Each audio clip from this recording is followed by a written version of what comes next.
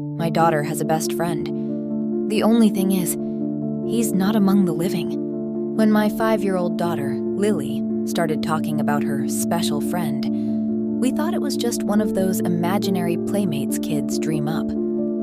She's always had a vivid imagination, so I really didn't think much of it at first. But as time went on, the details she shared started catching my attention, and not in the way I'd expected. The thing is, my dad, Jack, passed away almost 20 years ago. He died suddenly in a car accident when I was 15. Losing him was the hardest thing I've ever been through. He was my safe place, my protector, and my biggest cheerleader. Even now, I can still hear the way he used to call me Ladybug and tell me I was going to do great things. I keep a photo of him on a shelf in the living room. It's nothing fancy, just an old frame with his smiling face, but I find comfort in it. I've told Lili about him a few times, just little bits here and there. She knows he's my dad and that I loved him very much, but I've never gone into too much detail. Then, a few months ago, Lili started waking up at night, but instead of crying like you'd expect from a 5-year-old, she'd sit up in bed and start talking. It wasn't babbling or mumbling. It was like she was having a full conversation with someone I couldn't see. At first, I brushed it off. Kids talk to their stuffed animals or imagine they're chatting with Bluey. It's normal, right? But one morning, over breakfast, I asked her about it. "Who were you talking to last night?" I said, not thinking much of it. Lili looked up from her cereal with the biggest smile. "Pappy Jack," she said. I froze. I hadn't mentioned my dad to her in weeks, and even then it was in passing. Trying to stay calm, I asked her how she knew about Pappy Jack. She beamed. "He comes to see me when I wake up. He sits on my bed and talks to me. He's really silly, Mommy." I felt a lump in my throat. "What does he look like?" I asked. I could hear my voice beginning to quake. Lili tilted her head like she was thinking hard. "He's real tall like Daddy, but his hair is gray, and he wears a hat sometimes. He has a really big smile." My heart skipped. That was exactly how my dad looked.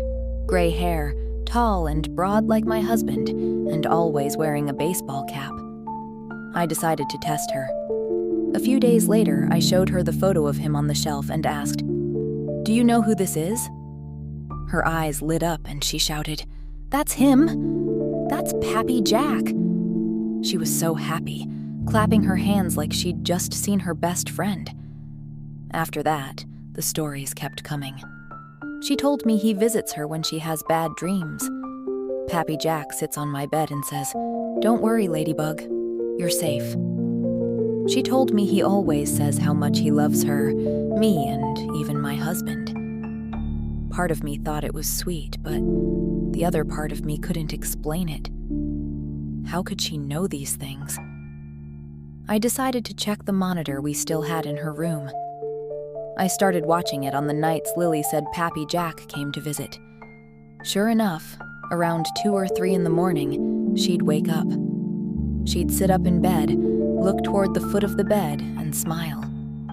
Sometimes she'd tilt her head like she was listening to someone, and other times she'd nod. Then she'd lie back down, completely calm, and go right back to sleep. I couldn't see anything unusual in the footage. No movement, no shadows, nothing. But the way she acted, like she was genuinely interacting with someone, gave me chills. It wasn't just the monitor, though. Little things around the house started happening. My dad's old wristwatch, which I keep in a drawer, appeared on my nightstand one morning. I asked my husband if he'd moved it, but he swore he hadn't touched it. Then there were Lili's toys. Her favorite stuffed bear, which she always leaves in the living room, started showing up on her bed, even on days when she wasn't home. And the spice rack. I know this sounds ridiculous, but my spice jars started moving around. I'd find them rearranged, sometimes out of alphabetical order, even though I always keep them organized. The strangest thing was the smell. Every now and then, I'd catch a faint whiff of my dad's cologne. It was unmistakable. An old brand he wore every day, one I haven't smelled in years. It would come out of nowhere, usually when I was sitting in the living room or cooking dinner. My husband couldn't smell it, no matter how hard he tried. But I know it was there. One night, Lili said something that hit me hard. She told me, "Pappy Jack says I won't see him forever. He says someday I'll only see him in my dreams, like you do." I never told her about my dreams. Over the years, I've had occasional dreams about my dad. Little moments where it feels like he's visiting me. I always wake up feeling comforted, like he's reminding me I'm not alone. Maybe that's what he's doing for Lili now. The last time she saw him was a few days ago. She woke up and told me, "Pappy Jack said he loves us, and he's proud of you, Mommy." I felt tears sting my eyes. I've always hoped he'd be proud of the life I've built, but hearing it, through my daughter, was overwhelming. Since then, she hasn't mentioned him, but I know she'll tell me if he comes back. Even now, little things happen that make me feel like he's still with us. A picture frame might move slightly. A pen from my husband's office will turn up in the kitchen. And every so often, I'll smell that familiar cologne. I don't know if I believe in ghosts, but I do believe in Pappy Jack.